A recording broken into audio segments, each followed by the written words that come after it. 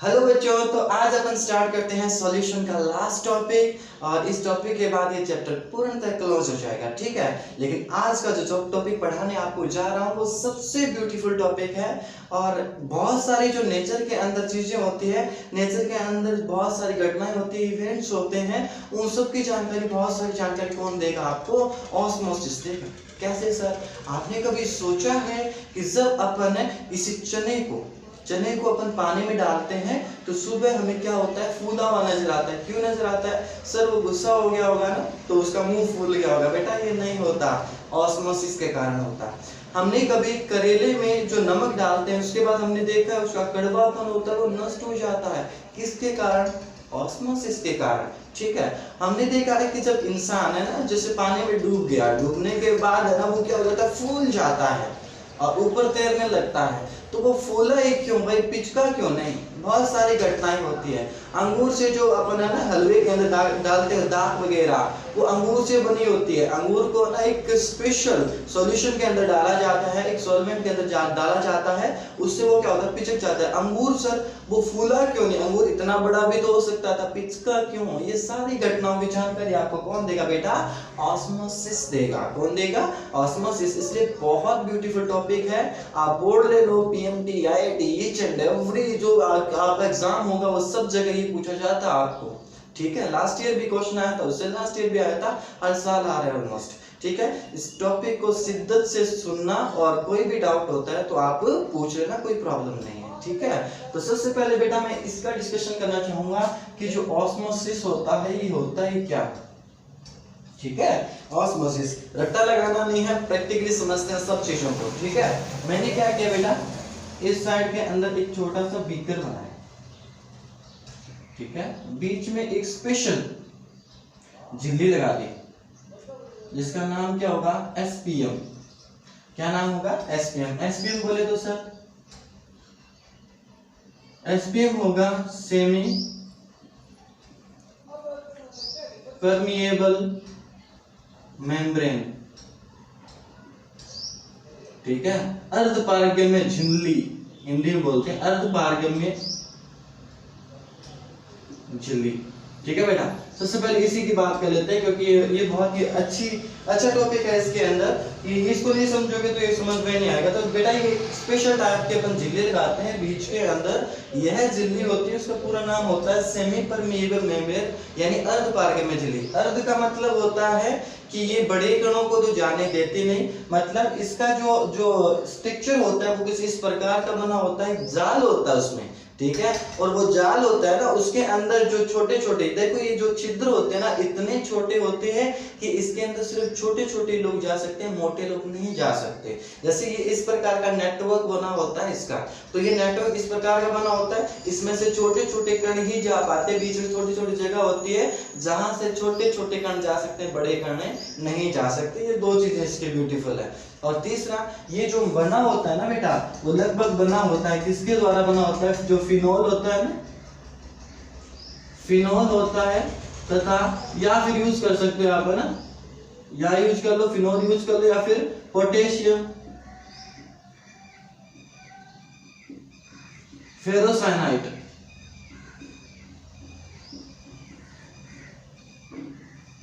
इन दो चीजों, इन एक चीज से बनी होती है ना।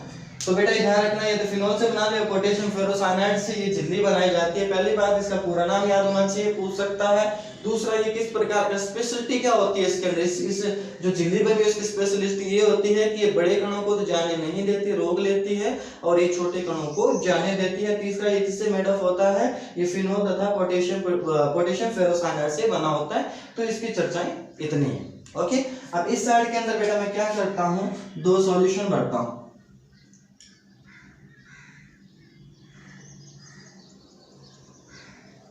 सॉल्यूशन भर दो, या एक तरफ सॉल्वेंट भर दो और दूसरे तरफ सॉल्यूशन भर दो, एक ही बात है, वो आपको आगे करवा दूंगा मैं। अब मैंने क्या कहा, इसको बोल दिया मैंने सॉल्यूशन वन, और बेटा इसको बोल दिया सॉल्यूशन 2। क्या बोल दिया? सॉल्यूशन 2 बोल दिया। ये दो सॉल्यूशन अपन ने भर दिए। अब बेटा एक बात बताओ, इस सॉल्यूशन से इस सॉल्यूशन में जाएगा या ये सॉल्यूशन इसमें से जाएगा, इसकी घटना को कौन समझाता है? आपको ऑस्मोसिस समझाएगा। मतलब इसमें से इसमें आएगा या इसमें से इसमें आएगा, इस पे चर्चाएं करते हैं, तब अपन समझ पाएंगे कि ऑस्मोसिस किस प्रकार होता है। तो सुनो बेटा, दो तीन चीजें आपको थोड़ा थोड़ा और बताता हूँ। कुछ सॉल्यूट और सॉल्वेंट की थोड़ी प्रॉपर्टीज होती है वो बताता हूँ, तो वापस इसी पे आते हैं, ठीक है। तो आप ध्यान रखना, जो सॉल्यूट होता है ना, यानी जो विलय होता है, उसके जो कण होते हैं वो क्या होते हैं? बड़े कण, ठीक है। जो सॉल्यूट होता है ना, जो विलय होता है, उसके कण क्या होते हैं? बड़े बड़े कण होते हैं। और जो दूसरा ध्यान रखना, इसके अंदर जो सॉल्वेंट होगा उसके कण क्या होते हैं? छोटे छोटे कण होते हैं, ठीक है। बहुत छोटे छोटे महीन कण होते हैं। तो एक तो तुम्हें ये पता लग गया होगा कि जो सॉल्यूट होते हैं उसके बड़े कण होते हैं, सॉल्वेंट छोटे कण होते हैं। इसका मतलब जो एसपीएम होती है हमारी, वो एसपीएम झिल्ली किसको नहीं जाने देगी? बड़े कण को जाने नहीं देगी। मतलब पार किसको नहीं करने देगी? विलय को कभी पार नहीं करने देगी। कौन जाएगा इसके अंदर से? सॉल्वेंट जाएगा, यानी जिसके कण छोटे वही जाएगा। पहली बात तो अपन को ये पता लग गया, ठीक है। अब बेटा इसके अंदर आप देखो, एक होता है अधिक सांद्र और एक होता है कम सांद्र विलय। अधिक सांद्र और एक होता है कम सांद्र विलयन। ये दो तरह के विलयन होते हैं। ये आपको बहुत जगह पर मिलेंगे कि इसकी सांद्रता कम है, इसकी सांद्रता अधिक है। तो आप इसके पैरामीटर को आप मतलब कैसे समझोगे? तो एक चीज तुम ध्यान रख लेना, अधिक सांद्र यानी जो हायर कॉन्सेंट्रेटेड होता है, हायर कॉन्सेंट्रेटेड होता है, और एक होता है लोअर कॉन्सेंट्रेटेड, ठीक है। इसके अंदर आपको समझना है, तो बेटा ऐसा कहा गया है कि जिसके अंदर सोल्यूट की मात्रा यानी विलय की मात्रा ज्यादा होती है, दोबारा सुनना, जिसके अंदर बड़े बड़े कणों की या सोल्यूट की या विलय की मात्रा ज्यादा होती है वो अधिक सांद्र होता है, और जिसके अंदर बड़े कणों की जो मात्रा है वो कम होती है वो क्या होता है? कम सांद्र होता है। आप खुद सोचो, सांद्र का मतलब होता है, वैसे आप प्रैक्टिकली समझना चाहते हो तो गाढ़ापन होता है। मतलब जितना गाढ़ा होगा, जिसकी सांद्रता ज्यादा होगी, वो बंदा क्या कहलाता है? अधिक सांद्र कहलाता है। तो इसका मतलब एक चीज देखो, जैसे आपने एक गिलास पानी लिया है ना, एक गिलास इधर ले लिया, एक इधर ले लिया।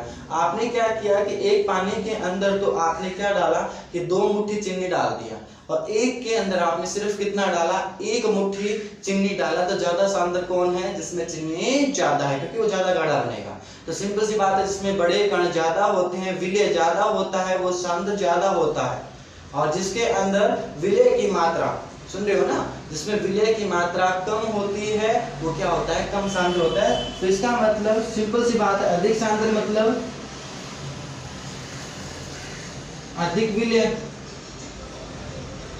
और ये क्या हो जाएगा? कम विलय। इसका यदि मैं वाइस वर्सा करता हूं तो क्या करूंगा? उल्टा करूंगा तो क्या करूंगा कि ये तो हो जाएगा लाइक अधिक जो विलय होगा तो उसमें जो विलायक वो क्या हो जाएगा? कम हो जाएगा, विलायक, और इस साइड में विलायक, तो ये ज्यादा। कहने का मतलब आज के बाद तुम्हें ऐसा कोई पूछे कि बताओ अधिक सांद्र और कम सांद्र में क्या फर्क होता है, तो बेटा आपको ये बताना है कि अधिक सांद्र में कम सांद्र के सापेक्ष विलय की मात्रा तो ज्यादा होती है, विलय की मात्रा तो ज्यादा होती है, लेकिन इन दोनों के विलायकों को कंपेयर करते हैं, इन दोनों के विलायक को कंपेयर करते हैं, तो जो कम सांद्र होता है उसमें विलायक की मात्रा क्या होती है? ज्यादा। जैसे आपने लिया एक गिलास, 2 गिलास लिए थे, उसमें एक में क्या डाला था? 2 मुट्ठी चीनी डाला, और एक में 1 मुट्ठी चीनी डाला। अब इसमें बात करो, चलो दिमाग लगाओ, अधिक सांद्र कौन है? जिसका अधिक सांद्र कौन है? जिसमें आपने क्या डाला? 2 मुट्ठी चीनी। विलय किसमें ज्यादा है? 2 मुट्ठी चीनी। इजी है भाई, जिसमें 2 मुट्ठी चीनी है वो ज्यादा सांद्र है, और जिसमें 2 मुट्ठी डाला है वो विलय ऑब्वियसली ज्यादा है। तो उसमें बताओ विलायक इसके सापेक्ष क्या हो जाएगा? कम हो जाएगा। आपको 3 चीजें ध्यान रखनी है, कम सांद्र अधिक सांद्र, यानी अधिक विलय कम विलय, और यानी विलायक ये क्या हो जाएगा? कम, और ये विलायक हो जाएगा ज्यादा। ज्यादा कण बड़े किसके होते हैं? सॉल्यूट के, और सॉल्वेंट के कण क्या होते हैं? छोटे होते हैं, यानी इसके जो छोटे छोटे कण होते हैं उसी आधार पर इसको बताएंगे। तो सिंपल है, ये जानकारी आप नोट कीजिए। अब मैं इसको उड़ा दूं टॉपिक को बहुत इजी तरीके से, आप नोट कर लीजिए इसको। डन ना? अब सुनो बेटा, इसका मतलब मैंने एक बात बोला, जैसे मैंने माना कि ये एक अधिक सांद्र है, ऐसे बोल दिया, इसको बोला कम सांद्र। डन ना। अब बताओ इसके अंदर जो विलायक है अधिक सांद्र होता है, उसमें विलायक क्या होता है? कम विलायक।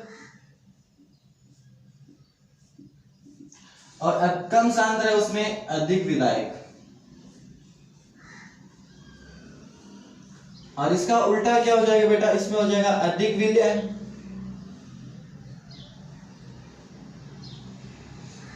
और इसमें क्या हो जाएगा? कम विलय। बस हो गया काम। तो विलय को मैं थोड़े बड़े कण होते हैं तो बड़े कण से बना देता हूं। इस साइड के अंदर अधिक विलय है तो मैंने ये थोड़े बड़े बड़े कण बना दिए 4-5, ठीक है। और इसके अंदर विलय क्या है? कम है तो मैंने सिर्फ 2 गोले बनाए। और एक बात बताओ बेटा, ये जो विलय है ये इस एसपीएम को भेद पाएगा क्या? जा पाएगा एक दूसरे के? नहीं जा पाएगा। तो इसका ये तो ध्यान रखना कि ये इधर उधर नहीं भटकेगा, मतलब इस बर्तन में नहीं जा पाएगा, इस बर्तन में नहीं जा पाएगा, नहीं जा पाएगा, नहीं जा पाएगा, नहीं जा पाएगा, यानी विलय तो नहीं जा पाएगा। कारण क्या है कि इसका जो छिद्र है वो छोटे छोटे विलय के लिए अलाउड नहीं है, मोटे लोगों के लिए अलाउड नहीं है। अब बेटा कौन बचा है? इसमें कम विलायक है और इसमें अधिक विलायक। आप इनको तो भूल जाओ, अब विलय को भूल जाओ। अब किसको याद रखना है? विलायक को याद रखना है। इसमें विलायक क्या है? अधिक है। इसमें विलायक क्या है? कम विलायक है। बस हो गया काम खत्म। विलायक जैसे मान लीजिए मैंने पानी लिया, बेटा तुम खुद बताना, मुझे सोचकर बताना कि मान लीजिए मैंने पानी लिया, एक जगह पानी ज्यादा है, एक जगह पानी कम है, एक जगह विलायक अधिक है, एक जगह विलायक कम है, एक जगह पानी ज्यादा है, एक जगह पानी कम है। प्रैक्टिकली बताओ पानी कहां से कहां जाता है? अधिक पानी होगा वो कहां जाता है? कम पानी की तरफ। बारिश में देखा होगा भैया, जो पानी ज्यादा होता है वो किसकी तरफ जाता है? जहां से पानी क्या होता है, जिस तरफ पानी क्या होता है? कम होता है। इजी बात है। तो एक बात बताओ, यहाँ पर ये पानी है, अधिक विलायक है, ये अधिक विलायक किसकी तरफ जाने लगे? कम विलायक की तरफ। हो गया खत्म, यानी ये इस तरफ जाने लगे। क्या एसपीएम इसको अलाउड करेगी? बिल्कुल करेगी। क्यों करेगी? क्योंकि जो सॉल्वेंट होता है उसके कण क्या होते हैं? छोटे। और हमने एसपीएम ऐसी तो बनाई थी ये किसको जाने दे? विलायक को जाने दे, विलय को जाने ना दे। तो यहाँ से जो विलायक होगा ना वो कहां से कहां जाएगा? कम सांद्र से अधिक सांद्र की ओर जाएगा। बस हो गया परासरण की परिभाषा। परिभाषा और रट्टा ये मरवाया जाता है कि परासरण एक ऐसी घटना है जिसके अंदर विलायक के कण, परासरण एक ऐसी घटना है जिसके अंदर विलायक के कण कम सांद्र से अधिक सांद्र की ओर जाते हैं। बस हो गया। हम तो बना देंगे, लाखों परिभाषा बना देंगे भैया कि देखो हम बोलेंगे कि जब अधिक विलायक कम विलायक की तरफ जाना लगा, है ना। और दूसरा क्या कह सकते हैं कि जब विलायक के कण कम सांद्र से अधिक सांद्र की तरफ जाने लगता है तो उसको ही क्या कहते हैं? परासरण की घटना कहते हैं। Very important. इसका मतलब ये तब तक इस तरफ आएगा जब इसकी तरफ क्या होगा? विलायक अधिक होगा। यानी सिंपल सी बात है, यहाँ पानी जाता है, यहाँ पानी कम है, पानी अधिक से कम की तरफ जाता है तब तक जाएगा जब तक लेवल बराबर ना हो जाए, जब तक इन दोनों के अंदर जो विलायक है उसकी मात्रा सेम ना हो जाए। इसे हम क्या बोलते हैं बेटा? ऑस्मोसिस बोलते हैं। क्या बोलते हैं? ऑस्मोसिस। सर आपने स्टार्ट में जो बोला था करेला वरेला जो भी था, है ना, आपने चना बोला, उसका फिर इससे क्या रिलेशन? एक बात बताऊं बेटा, जैसे आपने चना भिगोया तो चना भिगोया क्यों? क्योंकि चने भिगो दिया तो उसके अंदर क्या आया? पानी आ गया। पानी आने के कारण वो फूल गया। इसका मतलब क्या था? आपने जो बर्तन में, जिस बर्तन में पानी लेकर चने को भिगोया था ना, वो पानी ज्यादा था और चने के अंदर पानी था नहीं, यानी बाहर विलायक ज्यादा था और चने के अंदर विलायक क्या था? कम था। तो अधिक विलायक से कम विलायक क्यों? परासरण हो गया। समझ रहे हो? आपका जो इंसान होता है वो नीचे अपने डूब रहा है, मान लीजिए, है ना, पानी के अंदर डूब रहा है, डूब गया, पानी तो बहुत सारा है, इंसान के अंदर इतना समुद्र थोड़ी होता है अपने अंदर, अरे अपने अंदर तो थोड़ा सा ही पानी है ना। तो इसका मतलब अपने अंदर तो कम पानी, बाहर पानी पानी, तो पानी बाहर से अंदर की तरफ जाएगा। सर हम यदि पानी बहुत सारा पी के चले जाएं फिर भी बेटा समुद्र जितना नहीं पी पाओगे, समझो, ठीक है। तो कहने का मतलब ये है कि जो पानी बाहर जाता है पानी कम की तरफ जाएगा, अपना शरीर फूल जाता है, ठीक है। ये बहुत सारी घटना होती है। जो करेला वरेला होता है ना, तो करेला को जो नमक होता है उसका इस प्रकार के विलयन में डुबोया जाता है जहां से जो करेला है ना, करेले का जो खारापन है वो बाहर निकल जाएगा ना। परासरण की घटना होती है, कुछ भी नहीं है उसमें, ठीक है। जब आप किसी अंगूर को, लंगूर नहीं बोल रहा, अंगूर बोल रहा हूँ, जब आप अंगूर को किसी पानी के अंदर डुबोते हो, पानी के अंदर या फिर आप मान लीजिए कोई भी सॉल्यूशन में, पानी में सॉरी बहुत सारे सॉल्यूशन में डुबोते हैं, तो इस प्रकार के सॉल्यूशन में डुबोया जाता है कि जो अंगूर के अंदर विलायक है, पानी है, उसका रस है, वो बाहर के सापेक्ष क्या होना चाहिए, कम होना चाहिए। कम होना चाहिए, ज्यादा होना चाहिए, ज्यादा होना चाहिए, तभी तो वो पिचक जाएगा ना। यानी जो अंगूर होता है उसको ऐसे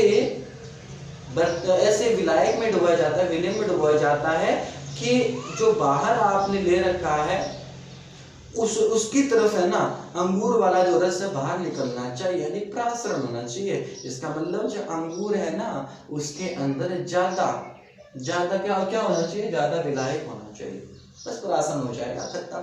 तो ये होती है प्रासरण की घटना, ऑस्मोसिस। ठीक है, बहुत चिन्ह सा दे रखा है, परिभाषा दे रखी है, लेकिन इस तरीके से समझते हो, रट्टा नहीं मारना पड़ेगा वरना भूल जाओगे चीज को। ठीक है, आप इस चीज को नोट करो जैसे जैसे मैंने बताया।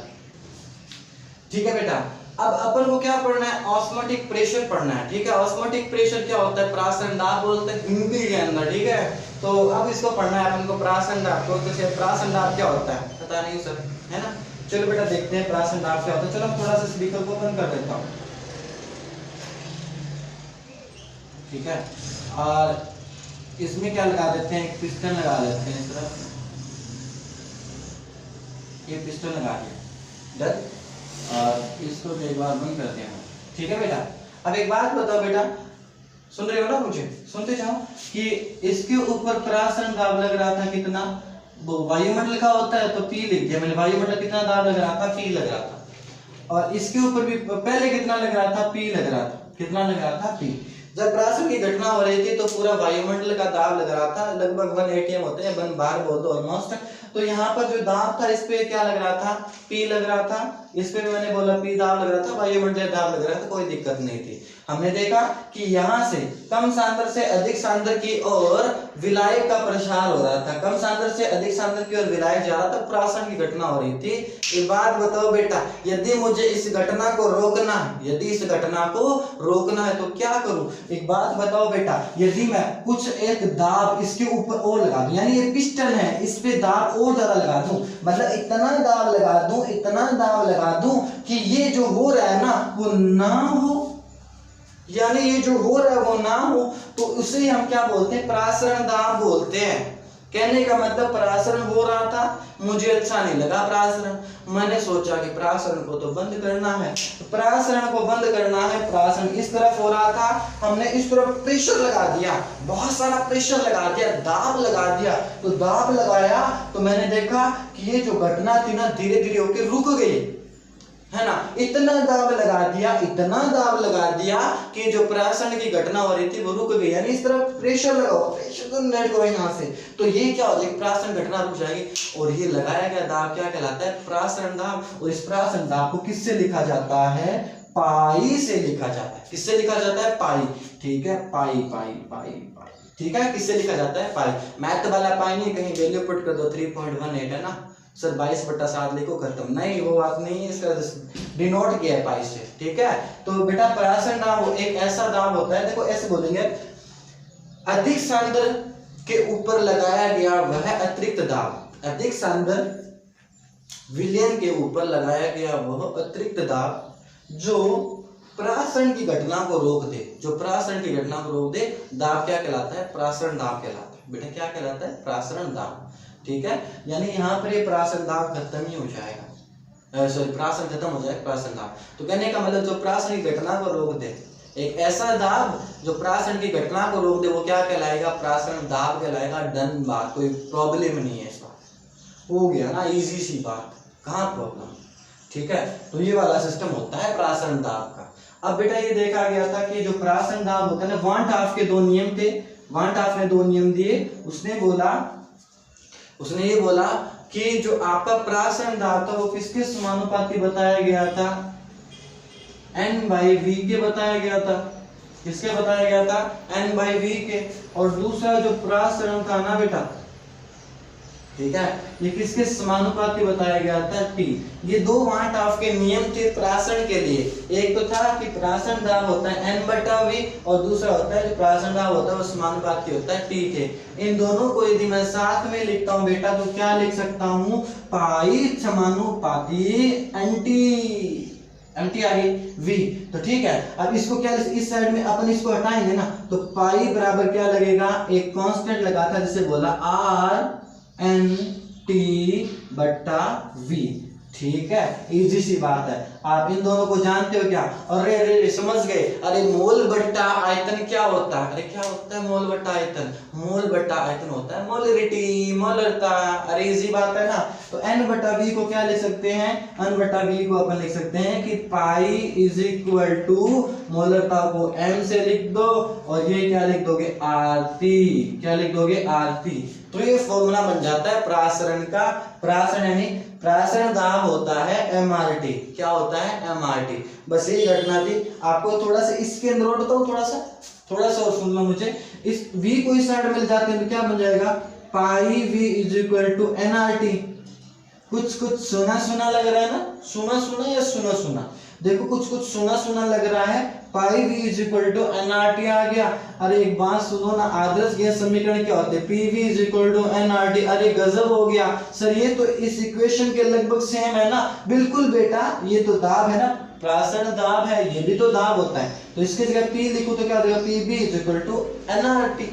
क्या हो जाएगा, nRT। तो सेम आदर्श गैस वाली चीजें यूज कर सकते हो। और ये जो R निकला था ना, इसकी आपको जो वैल्यू पुट करनी है वो पुट करनी है 0.083 कर दो या 2 कर दो, कोई दिक्कत नहीं है। ठीक है, तो इसका जो होता है L बार है ना, मोर इनवर्स और K इनवर्स, ये आप यूज करना, R की जगह हमेशा यूज करना है। अभी लास्ट के लिए क्वेश्चन आया है, ठीक है, इसी पे क्वेश्चन बेस्ड था, बहुत इजी क्वेश्चन था। ठीक है ना बेटा।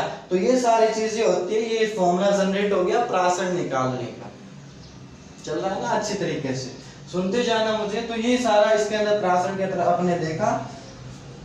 अब बेटा तीन तरह की प्रासरण की घटनाएं और होती है।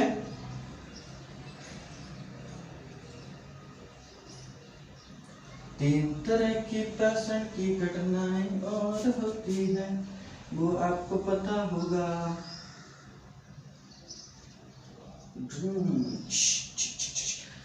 तीन तरह की प्रासरण की घटनाएं और होता है, कौन सी होता है, देखो बेटा, एक होता है समप्रासरी, एक होता है अतिप्रासरी, एक होता है अल्पप्रासरी। ये तीन तरह के होते हैं। समप्रासरी नाम ही बता रहा है, जिसके अंदर प्रासरण क्या होगा, सेम होगा, यानी ऐसा बोला जाता है। समप्रासरी का मतलब इसमें प्रासरण दाब समान होता है। अतिप्रासरी का मतलब एक विलयन का प्रासरण दाब दूसरे के सापेक्ष ज्यादा है, तो उसे क्या बोलेंगे, अतिप्रासरी। एक सॉल्यूशन का प्रासरण दाब यदि कम है दूसरे से तो उसे क्या बोलेंगे, अल्पप्रासरी। कहने का मतलब समप्रासरी समान है तो पाई 1 इज इक्वल टू पाई 2। ठीक है, एक विलयन का प्रासरण दाब दूसरे के बराबर है। एक बात बताओ बेटा, पाई बराबर क्या होता है, पाई mRT। ठीक है, लगभग है ना, ताप नहीं दे रखा तो समान माना जाता है। ताप क्या है, समान। R किसमें है, समान नियतांक है ना, तो इसका मतलब पाई लिखूंगा mRT, तो ये तो सेम रहेंगे दोनों, सेम सेम सेम सेम। ये क्या हो जाएगा, पाई 1 इसे लिखूंगा m1, इसे पाई 2 इसे m2, तो ये भी तो लिख सकता हूँ ना मैं, ये लिख सकता हूँ ना m1 is equal to m2। क्या लिख सकता हूँ, m1 is equal to m2। ठीक है, m1 is equal to m2 लिखो, कोई प्रॉब्लम नहीं है। इस पे मैं क्वेश्चन भी कराऊंगा, प्रासरण पे, समप्रासरण पे आ सकता है। दूसरा अतिप्रासरी। अतिप्रासरी का मतलब बेटा पाई 1 ज्यादा है पाई 2 से, तो बेटा ये जो पाई 1 यानी पहला सॉल्यूशन बना हुआ है वो अतिप्रासरी है, किसके सापेक्ष, दूसरे के सापेक्ष। इसका मतलब ये है कि इसका प्रासरण दाब ज्यादा है, तो ये अतिप्रासरी, पहला अतिप्रासरी है दूसरे के सापेक्ष। और फिर यदि मैं लिखता हूं पाई पाई पाई 1 पाई 2, ये लिखता हूं तो दूसरा, सॉरी, ये पहला है दूसरे के सापेक्ष क्या है, अल्पप्रासरी। और इसको क्या लिख सकता हूँ, वही लिखो जो इसमें लिखा है M1 M2 M2 2 ये घटनाएं खत्म। इजी सी बात है, समप्रासरी प्रासंग समान होगा, M1 = M2 होगा, फिर अतिप्रासरी यानी पाई1 ज्यादा होगा किससे, पाई2 से, फिर M1 ज्यादा होगा किससे, M2 से, फिर पाई1 पाई2 ज्यादा होगा किससे, पाई1 से, फिर M2 ज्यादा होगा M1 से, उसे क्या बोलेंगे, अल्पप्रासरी। पहला अल्पप्रासरी है दूसरे के सापेक्ष, ऐसा जरूर लिखना है, पहला अल्पप्रासरी है दूसरे के सापेक्ष, पहला कौन, विलियम। ओके, तो ये चीजें थी डिस्कशन करने के लिए, ठीक है। और एक चीज तुम ध्यान में रख लेना, इसका इजी सा इस पे जो क्वेश्चन कराऊंगा इस पे तो बेहतरीन चीज और बताऊंगा, दो तीन इसमें और होती है तो हम उसको डिस्कस करेंगे, ठीक है बेटा। ये सारी चीजें थी। हाँ, एक और आता है कि रिवर्स प्रासरण क्या होता है। रिवर्स मतलब प्रासरण का उल्टा क्या होगा, उल्टी परिभाषा लिख दें सर, पीछे से लेके आगे तक लिख देंगे, नहीं बेटा ऐसा नहीं लिखना, तुम कहोगे पीछे का लास्ट अक्षर उठा के पहले लिख देते हैं। तो सबसे पहले आप ध्यान रखना कि एक परिभाषा और आ सकती है, जैसे है ना, आरबीएससी बोर्ड में तो हटा दी गई इस परिभाषा को, लेकिन फिर भी आपको पता होना चाहिए कि जो विपरीत प्रासरण होता है ना, विपरीत प्रासरण होता है वो बहुत गजब। प्रतिलोम प्रासरण विपरीत प्रासरण एक ही चीज होती है, उससे ना नमक को शुद्ध करते हैं। तो 1 मिनट में बता देता हूँ, सुनना मुझे, 1 मिनट सुनो सुनो सुनो सुनो।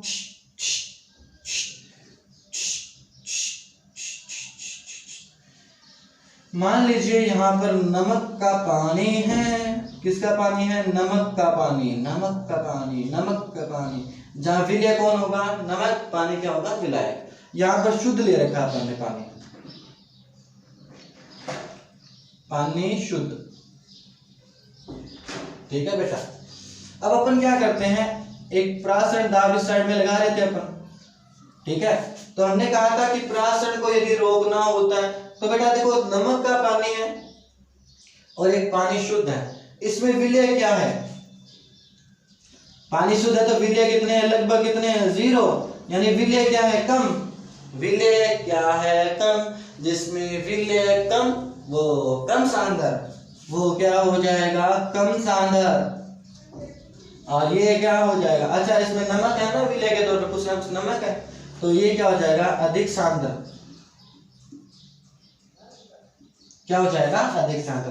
तो बताओ कहां से कहां जाता है, कम सांद्र से अधिक सांद्र की ओर जाता है, यानी यहां से पानी किसकी तरफ जाता है, इसकी तरफ।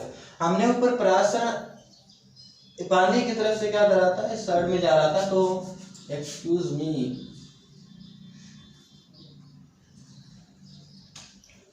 इस साइड में लगाना पड़ेगा ना अपन को, सॉरी इस साइड में लगा देंगे, ठीक है। तो हमने क्या किया कि इस साइड के अंदर बहाव हो रहा था, ये पानी अधिक था, वो कम की तरफ जा रहा था, कम सांद्र से अधिक की तरफ जा रहा था, इस तरफ जा रहा था। हमने ऊपर पिस्टन लगाया, ये पिस्टन लगा के इसके प्रासरण की घटना को रोक दी। अरे क्या होगा यदि अपन प्रासरण को क्या कर देते, यानी प्रासरण दाब को ज्यादा कर देते हैं, बहुत ज्यादा, यानी जो एक तो प्रासरण दाब होता है, प्रासरण दाब तो वो दाब होता है जहाँ प्रासरण की घटना रुक जाती है, ना इससे इस साइड में ना इससे इस साइड में कुछ नहीं जाता। लेकिन अपन ना थोड़े से क्या है, अजीब लोग हैं, पता है आपको, अपन ने प्रासरण ज्यादा लगा दिया, प्रासरण दाब ज्यादा लगा दिया, इस साइड में प्रासरण दाब जैसे ज्यादा लगाया ना, प्रासरण दाब ज्यादा लगाया तो एक बात तो फिक्स है कि यहाँ का जो पानी होगा इस साइड में जाने लग जाएगा।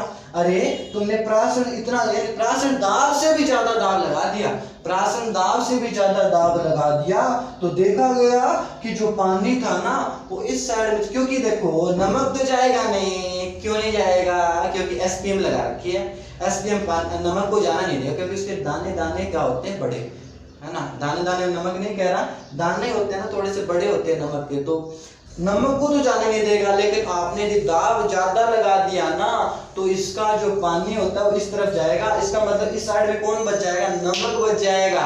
कौन बच जाएगा, नमक। इसे बोलते हैं प्रतिलोम प्रासरण द्वारा नमक को अलग करना पानी से, यानी पानी का शुद्धिकरण।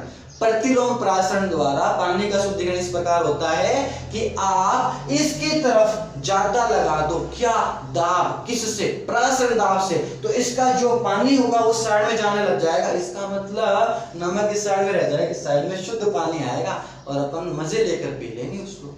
ये चीजें थी इसमें प्रासरण में। अगला जो वीडियो बनेगा वो अपन किस पे बनाएंगे, वांट हाफ पर बनाएंगे। बहुत क्लासिकल टॉपिक है, ठीक है। और इसके 3 वीडियो बनाऊंगा, एक में न्यूमेरिकल, एक अगला टॉपिक जिसमें अपन वांट हाफ को डिस्कस करेंगे। ब्यूटीफुल टॉपिक है ये। प्राशन का मैंने बेसिक नॉलेज आपको दिया है और जीरो से लास्ट में हीरो तक लेके गया हूं आपको। पढ़ते रहिए, मुस्कुराते रहिए और देखते रहिए अपना चैनल, ठीक है। Goodbye, good luck.